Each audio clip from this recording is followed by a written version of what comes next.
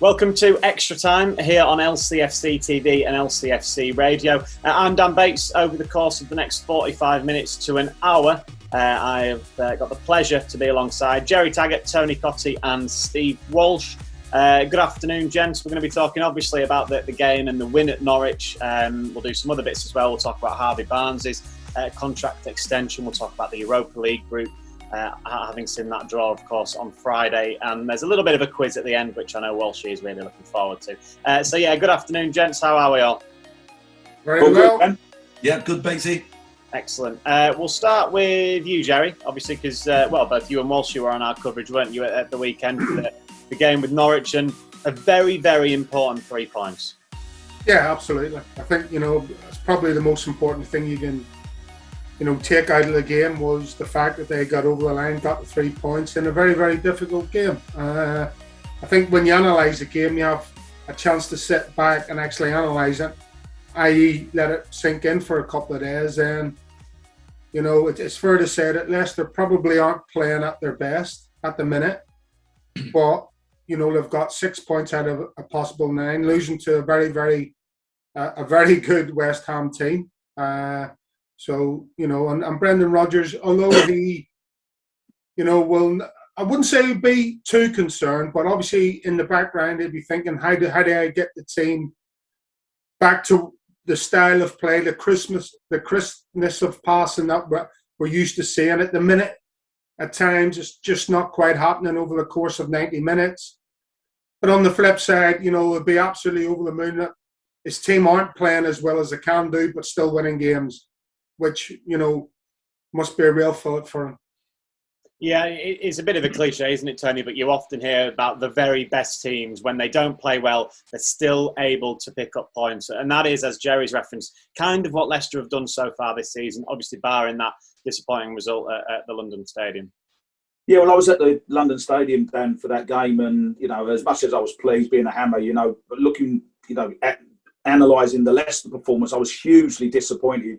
I think the main reason I felt on the night was just the lack of intensity, the slowness of the play, and just the build up. Everything was just a little bit laboured and that. But I think that can happen in the early games of the season. The teams that we all played in, we prided ourselves on trying to get off to a good start. And sometimes you have to grind out those victories, don't you? You don't play well, or not everything's going right for you, but you grind out the results and you get the 3 points. And I think that was the most important thing. It was not about the performance on Saturday. It was about responding to what was, in my opinion, a poor performance at West Ham and getting back on the winning trail again. And Tags is right, 6 out of 9 points. You're not, Tottenham have got 9 points, but there's a real clutch of teams there. And, straight away, once you get those 2 victories out of 3, it gives you a real chance. And you're right in the mix here, despite that one disappointing performance. What did you make of Saturday, Walshy? I think the lads are right. I think we're nowhere near to the standard that we were at the start of last year. But let's not forget the long injury list that we've got is causing havoc, really, in that defensive unit. And clearly, we've made a few errors that we didn't last year. I think with the crowds back and the physicality of what I've noticed that we've not been up to the challenge is the strength in and obviously the rules are changing with the referees being a little bit more lenient and things, but that fluent football that we play seems to be, like I said on Saturday, we're playing into a lot of dead end streets, if you will, and we're being overturned and being countered by these teams at will. So again, I think as we all know, the game's changed in the way that we try and play out from the back. But I think it's been our downfall at the minute with playing into people and who were tightly marked, overturned, and we're in trouble. But overall, look, let's look at the positives. Like the lads said, 3 points. 6 in the league. We've lost the one game, and it was a poor game against West Ham. There's no doubt about that. Antonio run riot, and I keep going back to that physicality. But again, Ricardo's, we've got another injury on top of the long list of the experienced players missing really, and I'm kind of be a little bit biased, but I think we're being harshly done by, if you will, with what kind of player, what type of player that we need, and they're all defenders mainly, and they're all the experienced ones who help the younger lads. So I think we've got quite an inexperienced team out there at the moment, and it's difficult for Brendan to get that fluency that he wants. Although for 25 minutes of that first half, we ripped Norwich apart, and they were struggling at the back. So, Ben Gibson and Hanley, they just couldn't handle us, and they were dropping deep. And Leicester really looked, if they'd have got that second goal in that first half, then it could have been a lot different, the formality of what happened. But still, they had to grind it out. They showed great resilience in the end. It was a frantic finish, as we all know. But I think that's a great boost to get the 3 points through a bit of adversity, if you will. Yeah, these two have already mentioned, Walshy, about not necessarily playing your best, but still getting the points. And as we've referenced, it's so important to do that in the Premier League. Yeah, it is. I mean, there's no point looking at the table at the minute. We obviously, I have looked, but we were in the top four right through, weren't we, last year? And, but don't forget what the influence of the away crowds now, it's massive. And we always said that last year. Not that we had an easy ride. We did very, very well away from home. But now you go into places that even Norwich was, an intimidating place. I've played there myself. And when their fans get behind them, it's not an easy place to go. But like I say, I think it was key going into the international break that we won this game on the back of the West Ham to give that squad a boost and give the time now for Bertrand and Vestergaard and hopefully when we come back and Ricardo's not too bad, that we've got a few more additions back into that starting lineup, because we certainly are missing them, and for me at the minute there's no proper leader out there, and that's an important key player, and obviously Johnny Evans, I don't know where we are with Johnny, but it's not good, it's not great. For me, whenever he plays, everything just falls into place for me. I feel safe, and I don't feel safe without him, but still we've got class players. Soyuncu obviously just taking too many risks. He needs to just, I've made mistakes myself, and Gerry would tell you the same. You've just got to go back to basics and play things easy, and don't try any little tricks and things that are going to, world class crossfield passes like he did before the penalty when he should have stood his ground. But he'll learn from that. Hopefully, he has to. And he's a top-class player, but he's just going to take things a little bit easier now and don't take any risks, and things will just come back to him. So I remember, like I say, I'd make an error and I crucified myself if I ever made an error, and it could last then 3 or 4 weeks. You've got to get it out of the system, and hopefully he will, and he's got time now. It was a nice touch of Brendan to go up to him after the game. I'm guessing, like I said, he must have been consoling him and telling him that, really geeing him up a little bit, because he knows he's made an error. And it's not a nice thing, a thought, and it's how you handle players, and that's what Brendan's good at, So I thought that was a really good touch, and he does protect his players in that way. I think he was probably the most relieved man, Gerry, wasn't he, in Carrow Road, that Leicester were able to go and get the win. Yeah, it's Walshy's explained it brilliantly there. When you're a young centre half and you've got that exuberance of youth and you want to go and express yourself, and he's a technically gifted player, so you're going to expect him to want to get on the ball and try a few things. But as Walshy said, when things aren't going your way, you just focus and concentrate on as little as possible. And when the ball comes to you, can you find a blue shirt? And keep it as simple as that. Clear your lines when you have to, win your duels, win your battles, win your headers when you have to, and just keep the game simple. And he'll learn. He will learn from those mistakes. Albeit he's made a couple in the last few games. And it's all about progressing and learning from those negative experiences and trying to make sure that, the more experience you become in the game of football, the less mistakes you make. And he's still very, very young. And that's why, centre halves don't really mature into their mid to late 20s, because everybody makes mistakes on a football pitch. It's just unfortunate when you make a mistake at the back, you're giving away a penalty or you're giving away a goal scoring opportunity. And that's why you have to really hone your skills as a defender. And when things aren't going right, concentrate on what you need to do. And that's the simple stuff. Yeah, this is a test for him now, Gerry, when he goes back into the next game, because he'll be apprehensive now. He knows it's how your mind can get rid of things, and it's not an easy thing going into that next game. He needs to just, like you say, just take things easy, pass it and look a good player, and his game will come back and the confidence will come back, because he certainly took a knock in confidence. But like you say, he is young enough, and his quality, we know that. So let's we'll see. I'm sure we'll see a good game for him in the next one. Walsh, you mentioned the injury list, Tony. I think it's something like 9 senior players currently out for one reason or another, and it's particularly in defence where it's hurt Leicester with the amount of players that they have missing. I'm trying to reel them off. In my notes, obviously there's Johnny Evans, Wesley Fofana, James Justin, now Ricardo Pereira after picking up that injury. Then you've got the 2 new lads, Bertrand and Vestergaard. I'm sure I'm still missing another one there, but that's a long list, particularly in one position. I know a couple of those are full-backs and a few are centre-halves, but in the defence, to be missing that many is a real struggle.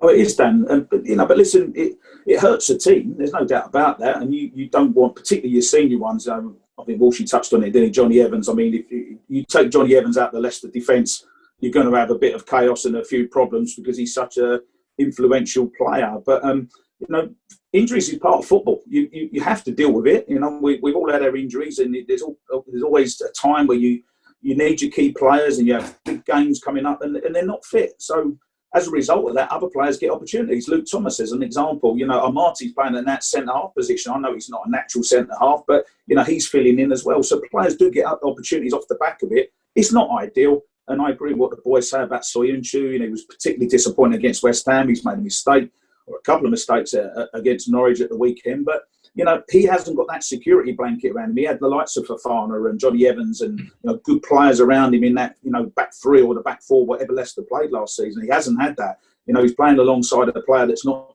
used to playing it. That causes problems. The boys would tell you a lot better than I would. But if you're... As another example, if you're a centre forward playing the 2 of you up front and you've got a regular strike partner and then he gets injured and you're playing with someone else, it is difficult because you're not used to each other's games. You've got to adapt. And if you're making mistakes as well, then it just puts pressure on everyone. The one thing I would say is that they can't afford to do that in the next game. I think it's Man City at home, isn't it? If you start making mistakes against Man City, then they will punish you. And Walsh is right. You have to go back to basics. You don't, if it's not quite happening for you, don't try silly things. Don't be trying to, Rolls Royce crossfield balls and all that. You don't need to do that. You just get it forward, and if you give the ball away, it's on the halfway line. Everyone will moan at you, but at least the ball's on the halfway line. If you're playing as a schoolboy, you're told don't play the ball across your own box. What he did, it was in a way it's unforgivable because it is a basic, and he's got to learn from it. He's only young, but you can't make mistakes like that, especially when your experienced defenders are out of the team. Obviously, we'll talk about individuals, Gerry, but I think either Walsh or Tony, I can't remember which one of the two just mentioned Dan Amati there. Now, he played brilliantly, didn't he, again at the weekend, and he's done really well in that position.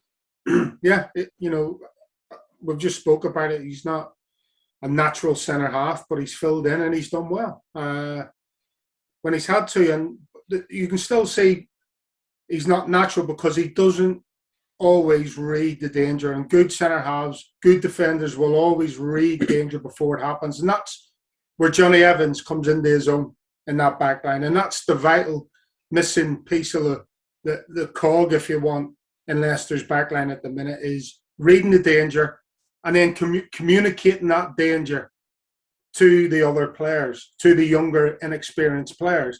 And I think that's probably one of the issues between Soyuncu and Amati is the communication between the pair of them.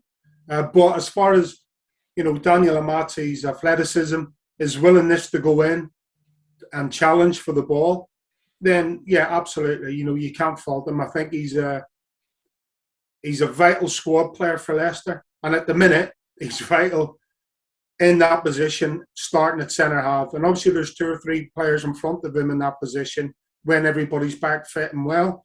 But, you know, Daniel Amati has proved yet again, like he did at times last season, that he can come in and he can do a vital job for the team. You talked, Walsh, about that opening half an hour or so, even you could say 40 minutes. The Leicester were very good, looked very dangerous, particularly on the break, getting at Norwich.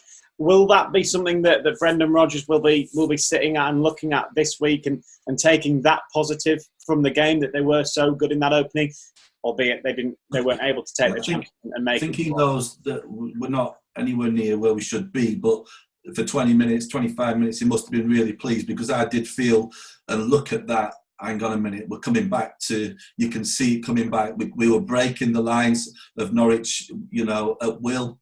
They had to change things at half time, and they weren't didn't press as high at the beginning of that second half, because if they did again, they were going to become unstuck. But they stuck at the task, and they got more organised. Did Norwich, and they kind of sat back a little bit, then started to try and hit us on the break. So it kind of changed the momentum a little bit, you know, when they changed their game plan in the second half, and they had to, because, you know, Leicester were just too good.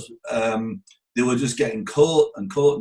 You know, as a centre-back, when you've got somebody running at you, you've got a problem. And especially with, you know, the counter pace that we have in the team.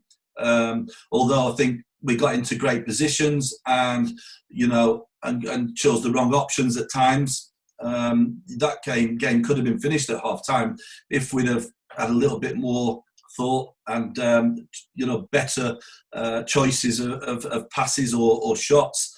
We could have done a lot better, but we really kind of give them a headache. The fact that we were breaking them down, them lines that they were just wide open in the end. But in the end, they've rallied and they nearly got a point out of it with the header that was it Gibson? Was it?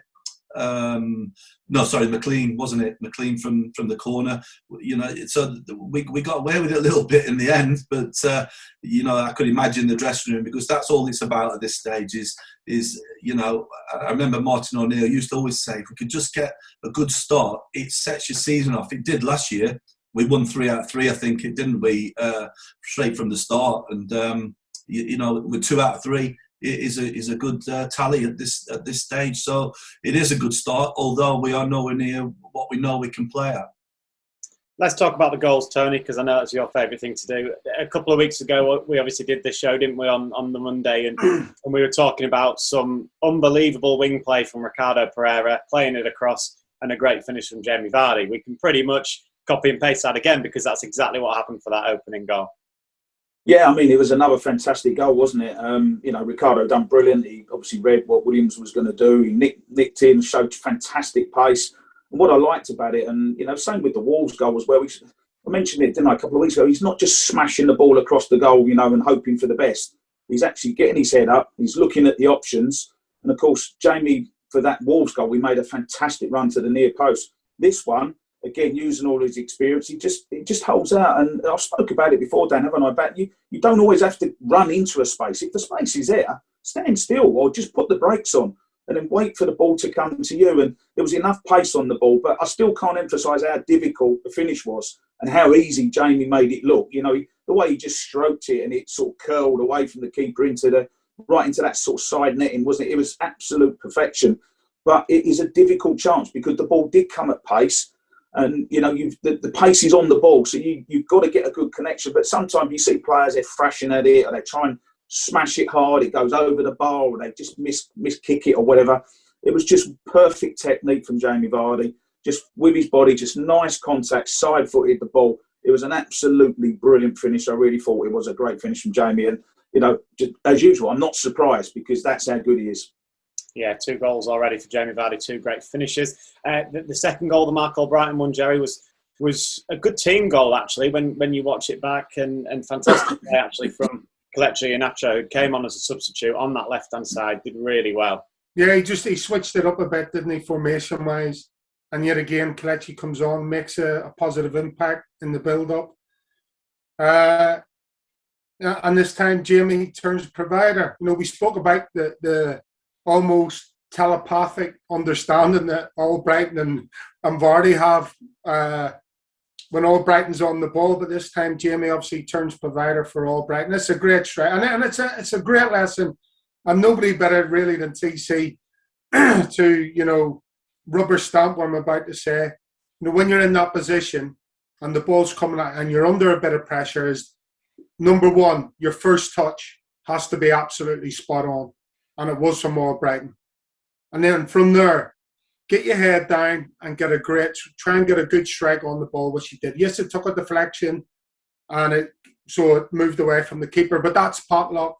And that's where you make your own luck when you're going for goal. That first touch set him up brilliantly to then go and strike the ball the way he did. And the rest, yes, there was a little bit of luck involved, but it was on target, most importantly. And as I said, you make your own luck in those situations by being positive, not by trying to score, not by trying to cut back inside onto his left foot and then have a clean strike at goal. And that's the lesson for any young striker or anybody who's, any wide player who's coming inside off the line. First touch sets you up, get on with it, get through the ball and hope for the best. We spoke, didn't we, Walshy, before the game on LCFC TV about Mark Albrighton and on that right-hand side, and we said he absolutely never, ever lets Leicester City down, and he came up trumps, didn't he, on Saturday? Yeah. You know what you get with Mark Albrighton, and it's just honesty and his endeavour. He's 110% every game. I was glad to see his name in there, really, because like I've touched before about the experience, I feel that he is an influential player as well, in a sense of what he gives the team and what work rate he puts into every game that he plays in. Now, Gerry's explained the technique and the touch and out your feet, and you're finished. It was a terrific finish, and he was clinical. And I'm glad he got that as a match winner, because he has been for this club, for the last 7-8 years, whatever he's been here, a terrific role model for any kid, like Gerry touched on. But look, his days are at this top level. We don't know how long. How old is he now, Mark Albrighton? He's not too old, is he, at the moment? So he's still got some good. Yeah, is he? Yeah. So he's still in the end of his prime in a sense, but he's a key player in the dressing room as well. So I'm happy he's here. I think he did he sign a new contract? Did he sign a 1 year? I think, did he? Not long ago, anyway. Just a good exception, yeah. Yeah, which was pleasing, because you need him around the dressing room, like you needed Wes and you needed these other players. But his performance was good, and again, he's very versatile in where he can play in this team, and he's part of a squad now that you'll probably see him on the bench more times than you will starting, but he's going to be ready when he comes on. And especially into Europe, he's got experience in that. He'll be a good player for this squad for the season, definitely. I know you want to talk about the disallowed goal, Gerry, don't you? It was because it was headed in from a corner. I think no one expected it to be disallowed. But when you actually look at it back, Kasper Schmeichel immediately sprints to the referee. Yeah. No, yeah, I realised that. I don't know why, because, as I said before, if you're onside, you can stand wherever you want, as long as you're not in direct contact with the goalkeeper. So I'm unclear why he did, but obviously he had a reason, Kasper. They blocked. And in any case, sorry? He blocked his vision, didn't he, of where the ball was, you see, from the header. Because he was straight in front of him, wasn't it? The guy, McLean, who headed it. So he blocked his vision. He's in his line of sight, but if you're onside, well, that's obviously the debate with the flags going up and then the debate afterwards. But I didn't realise that was an infringement. As long as you're not in direct contact with a keeper, you can stand in an onside position anywhere you want on the pitch. Yeah. As long as you're not, trying to muscle the keeper out of the way, or you're backing into him and he's off balance or whatever. But he was off though, wasn't he? But as you rightly say, the flag went up, and that at the end of the day is that. I know I was what the bit I was curious about, and don't forget, it's not. This could happen to Leicester down the line, and this is why it confuses me still. Sometimes they bring the lines out, and sometimes they don't. And if this happens to Leicester down the line in another game, then I'd just be as confused and and frustrated as I was on Saturday. Why didn't they bring the lines out just to make it clear? I must admit, I didn't think it was going to get overturned. I was concerned. I thought this is going to be given this, but luckily VAR has come to our to save us for this. Yeah, exactly.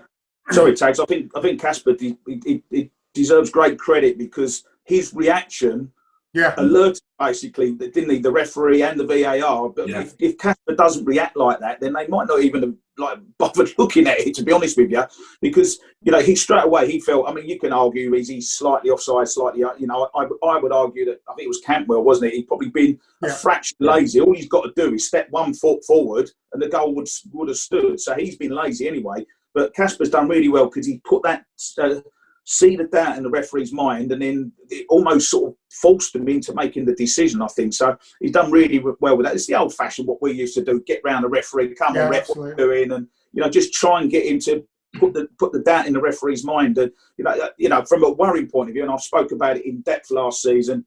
Again, it was a goal conceded from a corner, and it is something that I think going forward, Leicester do need to correct it. I've spoke about it many, many times, but forget about offside, whatever. It was another goal from a corner that they conceded. It very much strikes me as a Tony Cottee position, that standing in front of the goalkeeper from afar. Dan, I used to love it. Because it's a position that you don't have to do anything. You just stand on the goalkeeper. I had fantastic players in the two of the boys here, and Matt Elliott and other players as well.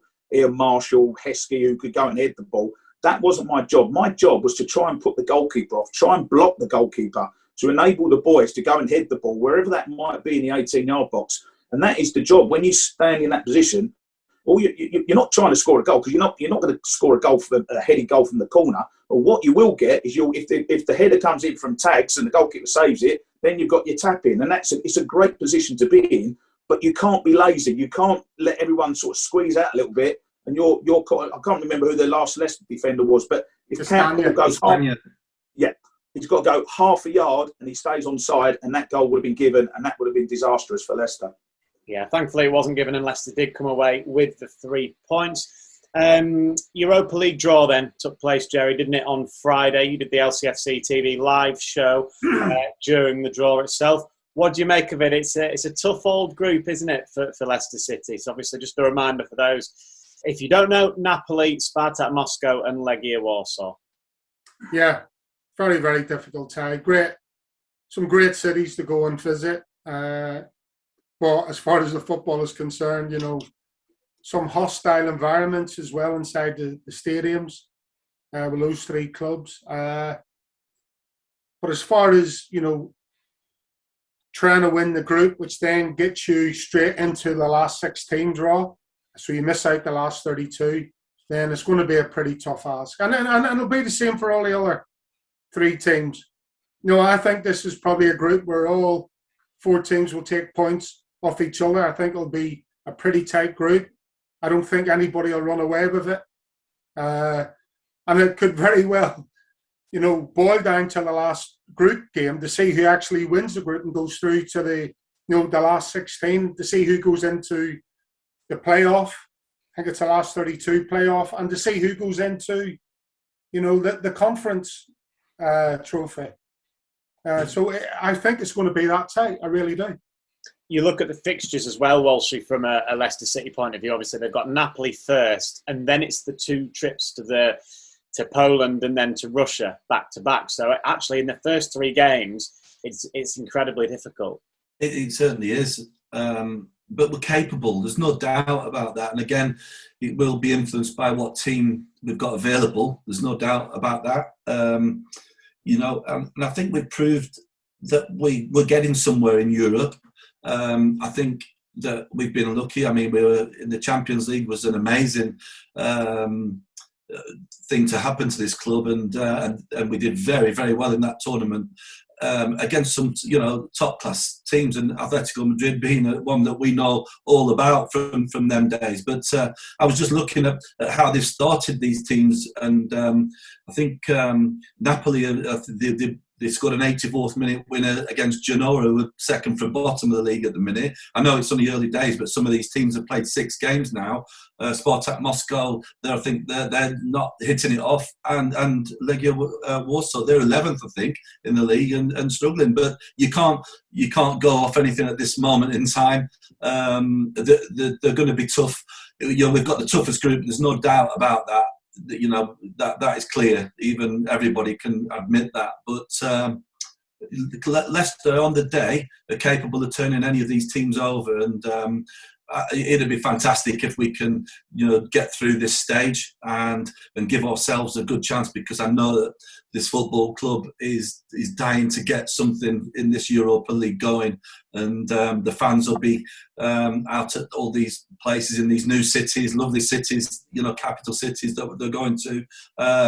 So we'll be prepared, and I'm sure Brendan now will be watching them, seeing what they're doing, and seeing how we can turn them over, because these clubs will also be thinking, Leicester City, I'll tell you what, they're decent, and they'll be a little bit worried about us. So at the end of the day, it's how we play on the day and how we perform, and we're capable, like I say. Yeah, obviously we don't know what the travel restrictions will look like, but hopefully, yes, there will be able to be some Leicester fans that can go and to watch these games. What do you think the blueprint is, Tony, for when you look at a group stage in Europe? Is it win your 3 home games, try and get points on the road, or how do you think Brendan Rodgers will be looking at this? Well, I think that the guideline's 10 points, isn't it? And it really doesn't matter how you get the 10 points. I think if you get to that 10-point mark, you know that you're pretty much guaranteed to get through in the competition. Boys have spoke well about the group. I mean, listen, it could have been a lot easier. We all know that. It is a tough group. You can't say anything other than it being a tough group. But I think Leicester are good enough to progress from this group. There's no doubt about that. I think the one thing that stands out for me is the fact that Leicester are going to probably have to play their best team in these games, all these games. If you get a group where there's a couple of teams where you go, well, they're not particularly that good or whatever, then you'll get a couple of games where you can rest a few players and you can do what you need to do. I think particularly in the early games of this group, obviously there's 6 matches. In the early games, you've got to play your best team. On a positive note, in terms of the 2 away games, the Warsaw game and the Moscow game, at least they're not in November and December, because like you playing in Moscow in December, I know it ain't going to be warm, that's for sure. So it's good to get those 2 away games out of the way in the early part of the 6 matches there. So there are some positive things to take out of it, but I don't see anything for Leicester to be afraid. I really don't. I think if Leicester are on their game with their quality players, you've got all those defenders that you named down to come back into the squad, with probably the exception of Fofana. You've got players to come back into the squad, which will help things along. It's a tough group, but there's nothing to be afraid of. Yeah, I mean, it'll creep up on us as well. It's the 16th of September, that first game against Napoli, so just over, 2 weeks away. So, yes, very exciting. Leicester City getting their Europa League campaign back underway. One player that excelled in the Europa League last season, Gerry, was Harvey Barnes. I mean, he excelled in every competition that he played in, didn't he? And he's been rewarded with a new contract. What did you make of that news? Well, it's a no-brainer, isn't it, really, for Harvey? He was exceptional. And then when he came back, all right, he's I'm not saying he's struggled, but he hasn't really found a form yet, but that's to be expected. He's been out for a long time. He's still a very young player, relatively inexperienced, but everybody can see the quality and the excitement that he brings to a game of football when he's got the ball at his feet. He's added goals to his game. His all-round team play is excellent. So, yeah, a bit of a no-brainer. Excellent work from the football club yet again to secure, one of the bright young stars that have come through the ranks at Leicester. We get to see him get fully back to the form that we saw last season, but I guess that is to be expected after an injury like that. Yeah, I think a bit. I know we've seen glimpses on it, didn't we, in the Community Shield, where he was electric at times. And then obviously he's just dropped off a bit, but that can happen. Because he's been out for so long. Sometimes you play on adrenaline when you're a young player like that, and you forget you don't have the experience to manage yourself through games. And so maybe that lack of management, because of the lack of experience that he has, is probably one of the reasons why you see him not, let's say, for instance, on Saturday, playing at his very, very best. But you don't become a bad player overnight. There's plenty more in the tank to see from Harvey Barnes. With a 4-year deal under his arm, then there's a lot of time to make sure that we see that again. Yeah, I think Harvey Barnes in full flow, Walshy, must be pretty frightening as a defender having that coming up against you. Well, you've got to look at last season. You know, when he started to tear people apart. He you know, for me, he was going to be Player of the Year. The way he was going, England was always going to be a great chance for him, and unfortunately, you know, for that type of a really strange injury with your kneecap as well, so it's really it's set him back, you know, 6 months out of his life and his career. But he's young enough, and I think, like Gerry just said, he's not quite hitting it on all cylinders at the minute, but I'm sure he does things that you know, that I love the directness. I love the way that he takes players on. And don't forget, when he is at his best, we know what we've got with him, so that will come back in time. And you know, the next few weeks, every game now that he gets under his belt, he's going to get better and better. So a great player, great to see these young lads coming through the system at the football club.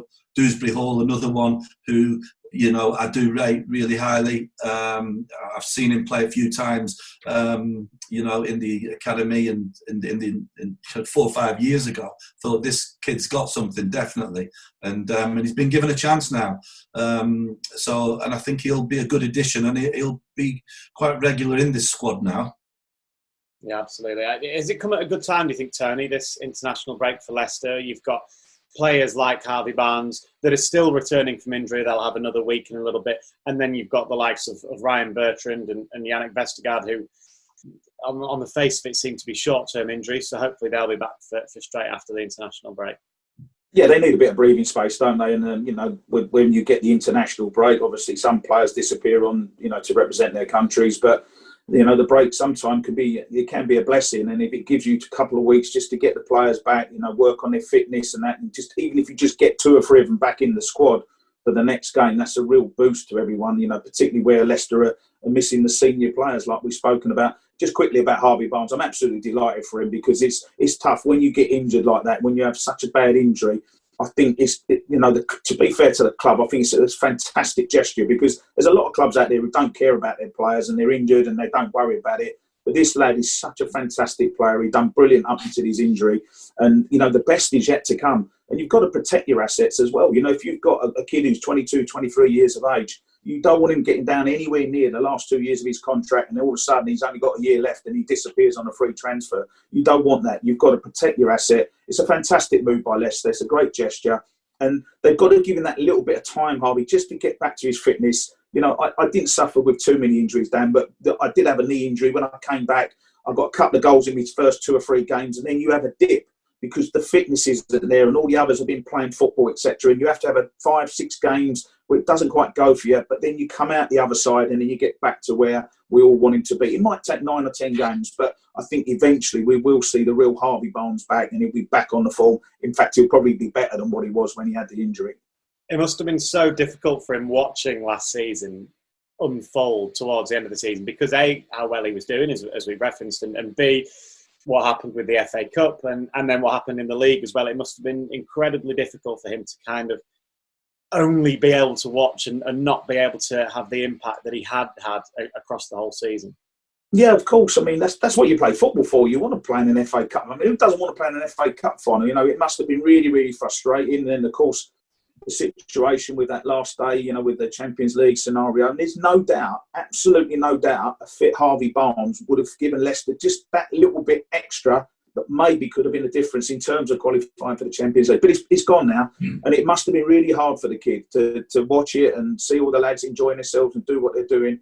You know, so I think to reward him financially is fantastic, to give him the security of the 4-year contract and issue the challenge and say, come on, Harvey, let's get you back to where you was and we'll help you along the way. And I think it's an absolute no-brainer for Harvey Barnes and for Leicester City Football Club. Yeah, we'll do one word before we move on then, Gerry, on Kieran Dewsbury Hall. I know Walsh brought him up there. A Premier League debut for him, another great moment for him. And he absolutely, I was going to say one for the future, but that's wrong. He's certainly one for now, isn't he? I'm very doubt. I think you've seen it when he came on. He stroked a lovely ball again. A bit like Ricardo to set up Iheanacho later on in the second half. I mean, it was a lovely little ball across the face of goal. And all right, people say, yeah, it's one ball across. But just in that move, you could see the composure and the awareness of his play in a very pressurised situation. You know, and he couldn't do any more to put it on a plate for Kelechi, let's face it. But yet again, now he's a player that just oozes class, this guy. Absolutely. And I think he'll get a few goals as well, Gerry. Yeah. Like I say, I've watched him, and his work rate is phenomenal. You know, you'll see more of him, and his ability to change play, and he's got 2 feet. He is a good player, honestly. Muzzy kind of has told me this for a long time. He's coached him along with Harvey and and Hamza and these lads, you know, and he always told me that this Dewsbury Hall. And I went to watch him down in a game at Holmes Park, and I thought he was the only one that stood out for me in that Leicester team, and it's nice he's been given his chance. I think if he gets a run of games, i.e. 5-6 games, you'll see him grow into that midfield position, and again you've got another potential Premier League star on your hands with Dewsbury Hall. What another statement from the club as well, isn't it? With their academy, the players coming through the academy, you know, not just players that sort of get in the team and play 1 or 2 games. You know, the players that are coming through that potentially could go into the first team and play many, many games for the club. You know, they deserve great credit with the youth system and the academy and the talent spotting, the scouting, all that goes on to bring players to the football club. And, you know, Leicester have got it right across the board at every level of the club, and they deserve great credit for it. Yeah, everything seems to be working, doesn't it, for Leicester City from top to bottom. Any results in the Premier League that caught your eye, Tony, across the weekend? Well, listen, the standout one for me was the Man City-Arsenal game, wasn't it? I mean, to have Arsenal Football Club bottom of the table, 3 defeats, no goals scored. Oh, you know, I mean, I've got friends around me who are Arsenal fans getting absolutely mad.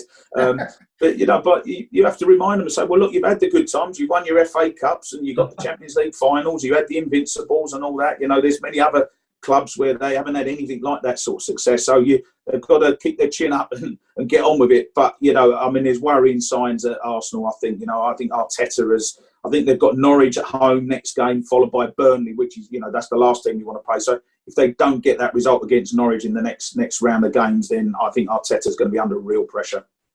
Did anyone see David De Gea's double save against Wolves? Yeah.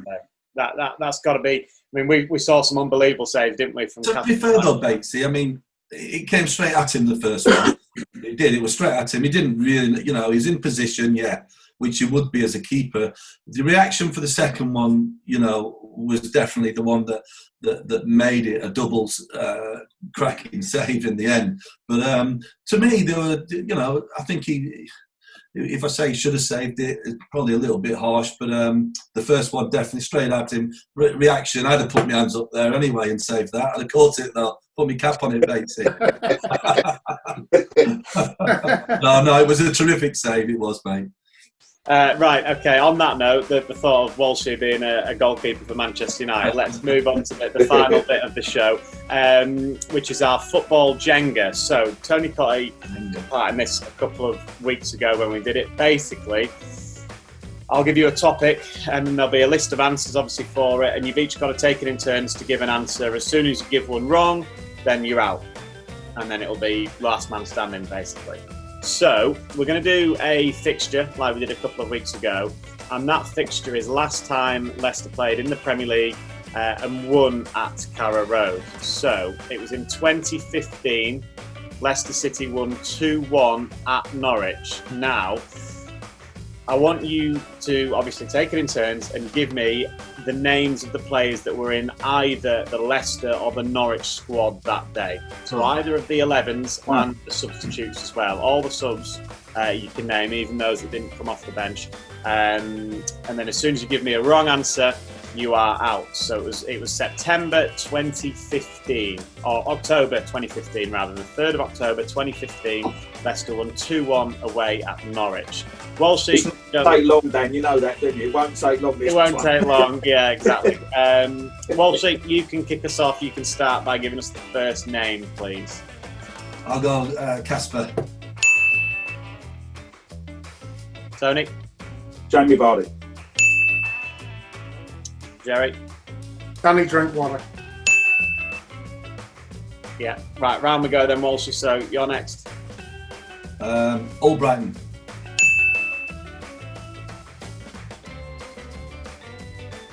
Wes Morgan. Christian Fuchs. Me again.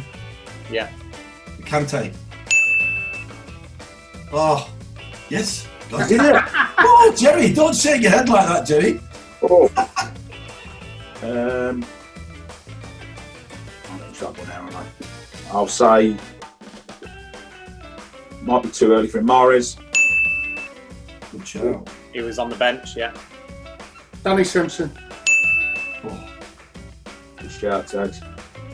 oh dear. That's me done.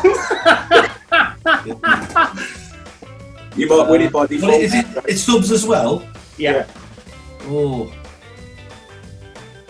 What about Ben Hamer? I remember that year because I used to go out to he used to give me his. Oh! No! No! Am I out now? I'm going off piece. Wes Houlihan. Correct. He's got this, I think. Come on, Gerry. Leo Ajua. Oh, Tags. Where can you produce that from? Trouble now. How long does he get, Batesy? Won't need long. Max Aarons. Nope. Oh, Gerry. Well, Gerry, if He's got to get one to win, though, hasn't he? Yeah. He's got to get this now. One to win. Jeff Slope. Correct. Oh, he's done Comfortable victory, Tags. it. Well done, Gerry. Well done, Gerry. Yep, so the starting 11 for Leicester was Kasper Schmeichel, Danny Simpson, Christian Fuchs, Robert Huth, Wes Morgan, and then you had Schlupp, Albrighton, Drinkwater, Kante, Okazaki, who was mentioned, and Jamie Vardy, of course. On the bench for Foxes, Mark Schwarzer, he was a sub-goalie, Walsh, Johan Benelouan, Richie Delat, Gökhan Inler, Andy King, Riyad Mahrez, and Leo Ajua. And then I'll quickly run through the Norwich team, or the starting 11 for Norwich anyway. John Ruddy, Sebastian Bassong, Robbie Brady, Russell Martin, Alex Tettey, Stephen Whittaker, Wes Houlihan, as Tony obviously said, Johnny Howson, Matt Jarvis, Graham Dorrans, and Cameron Jerome as well. Wow. So yeah, but well done, Gerry. Then your first win of football Jenga. Well done, Tags. And that's about it really for extra time. Then after Leicester City beat Norwich the weekend, I hope you've enjoyed it, guys. And Bring on Millwall, Batesy. Bring on Millwall. exactly. And we had 2 red cards against them. Yeah, we've had a Gerry Taggart boom as well to start this new season, which is nice. Anyway, thank you very much, gents. Thanks a lot, lads. Great to see you all. All the best, lads.